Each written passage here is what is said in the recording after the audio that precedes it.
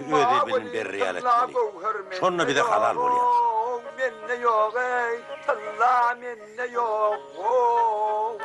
Talla menne yok.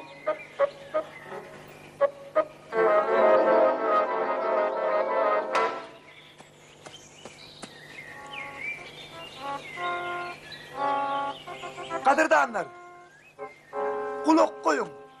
Hey bu konuyu koltuğumda karnı doyuracak yer yok mu ka? Aytsanız lan. Hani men koltuğumda tutup kalır.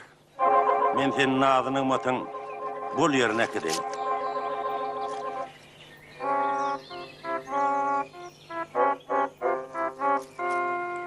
Şu yolu görüyen mi?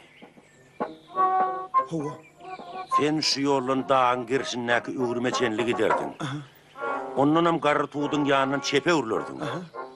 Ana sonunla gün yaşayansa yürerdin de kellen meskenine varardın. Ana şu kellen keline emetme uğrudurdun. Olurum sana nakar verirler.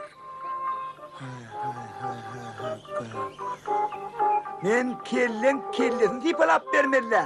Sen olon keline emetmeli, em. Aho doğonlar, men gün yaşayansa ağaçlığımdan ağaç ülyene, kavur volyan. Men ağaç, ülyen. Biler olsam körlüğün meskeninde keramatlı yer var. O yeresine sokur körleri koyuver yani. Yine de doğu batıl kör olsam bu mağda karnına yanardın. Çişli, kevam, saray. Doğanlar, gidelim ha?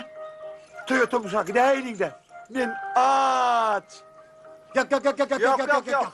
Sen iki karağın ne derip dur? Ne derip dur? Olur sen gözledin bilseler, sen kellen kesip koyuverler. Kederler. Gezerler. Körlerin kerametli mülkünne. Saraylar.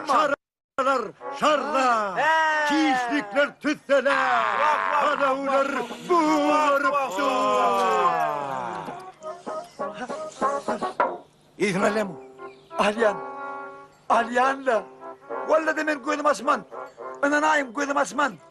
Men gözüm asman. Ya ötevçi.